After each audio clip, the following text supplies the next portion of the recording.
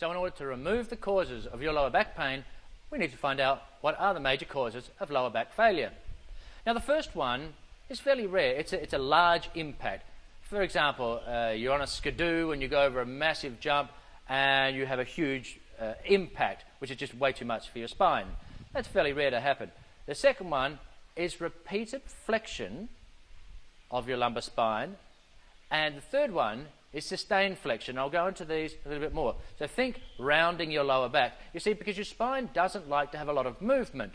And this is what happens when your back goes out. You see, every time you're sort of flexing and rounding your lower back, think of this stick as like your spine. If I keep doing this, or like a copper wire, if I continue to do this, it will weaken, and then finally it will snap.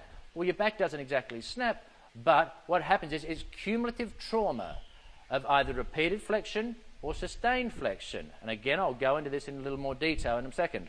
But just for the moment, think that that's what happens when you go to pick up that pencil or that cake of soap and you're laying flat out in the bed again with muscle relaxants, simply because it was the straw that broke the camel's back, if you like.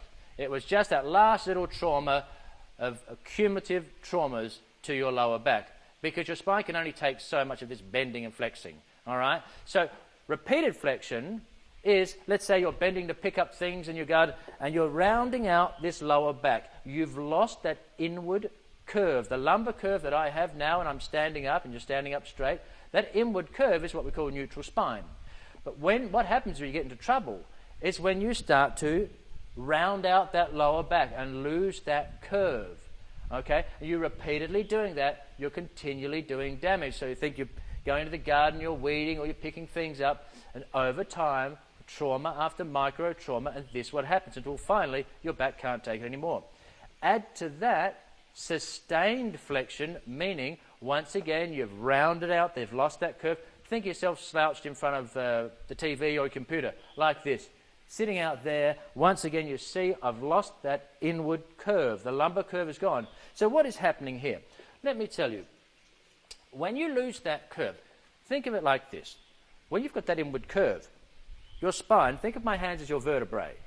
Okay? Imagine I've got a balloon between my hands. That represents your disc. What happens is when you do this, you flex the spine. Okay? You're flexing the spine. So imagine the vertebrae then do this. They flex. Now imagine if that balloon's here and I flex like that. What happens to the balloon? It bulges out this way, right? Well, that's representative of your disc, and that's pretty much what happens. The inside of the disc then migrates backwards. Do it for a little while, and that's when you'll get that back stiffness. Okay, sitting in bad position or leaning out into the garden, and then you get up and you just sort of bend backwards and be stiff. But if you do this long enough, you start to damage the soft tissues, and the disc will migrate further backwards, and then you can have really large back pain. If it then protrudes even further, it can start pressing on nerves, such as sciatica. So we need to stop doing this. We need to keep what is called neutral spine. So we're going to have to work on bending techniques, lifting techniques, sitting techniques. No more slouching. You need to feel like you're sitting tall, standing tall, walking tall.